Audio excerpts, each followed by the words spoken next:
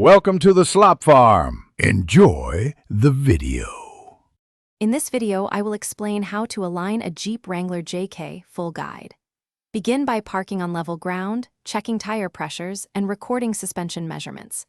Gather tools, tape measure, wrench, jack stands, and alignment gauges.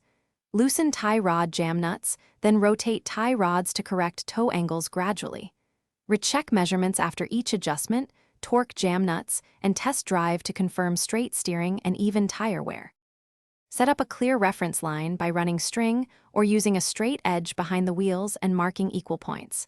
Measure hub center distances to calculate toe and use an inclinometer to read camber values precisely.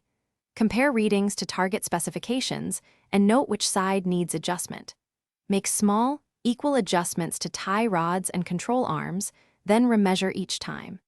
Keep a written log for both sides to track progress and symmetry. If you are finding this guide helpful, please subscribe and like. It really supports the channel. Quick recommendation. The Kindle Paperwhite is great for reading repair manuals and wiring diagrams away from the shop, making job references easy. I use it when I need specs and torque charts without hauling binders into the garage.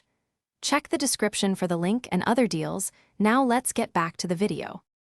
Loosen tie rod jam nuts and adjust both tie rods evenly to bring toe within specification while watching steering wheel alignment. Make toe adjustments in quarter turns and measure after each change to avoid overcorrection. If camber is off, adjust control arm position or use shims where applicable, then remeasure. Always torque jam nuts to spec once aligned, and perform a short test drive to ensure the steering wheel is centered and the vehicle tracks straight. Thanks for watching. Consider subscribing if we helped you today.